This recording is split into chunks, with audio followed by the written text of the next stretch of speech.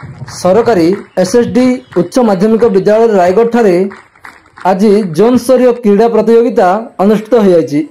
एही प्रतियोगितार उद्घाटन कार्यक्रम रे विद्यालयर प्रधान शिक्षक श्री सुरेश कुमार साहू एवं स्थानीय उच्च विद्यालयर प्रधान शिक्षक श्री मनोज कुमार बेहेरा उपस्थित रहिबा सह क्रीड़ा पताका उत्तोलन करथिले। एहा परे उभय 14 वर्ष एवं 17 वर्ष कम बालक बालिका मानक कबड्डी खो खो भलीबॉल 100 मीटर दौड़ 200 मीटर 400 मीटर उच्चडिया लंबडिया शॉर्टपुट योगासन बैडमिंटन रेस इत्यादि अनुष्ठित होता। यह प्रतियोगिता को विभिन्न विद्यालय मोट 174 जन छात्र छात्री भाग लेते।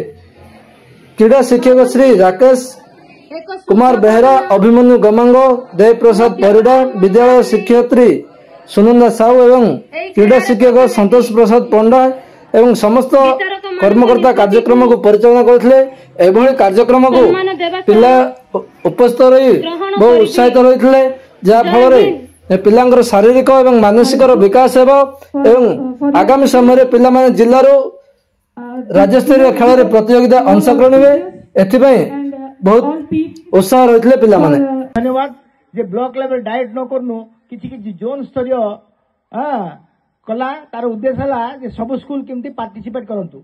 डायरेक्ट ब्लॉक स्तरीय कले विभिन्न स्कूल पार्टिसिपेट करूनांती, तेणु ए माध्यम रे सब पिला सब स्कूल रो पिला केमती पार्टिसिपेट करंतु ए उद्देश्य रखि एटा करछि भल कथा।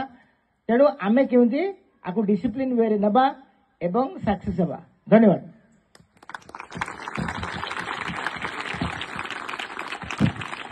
Thank you sir. वर्तमान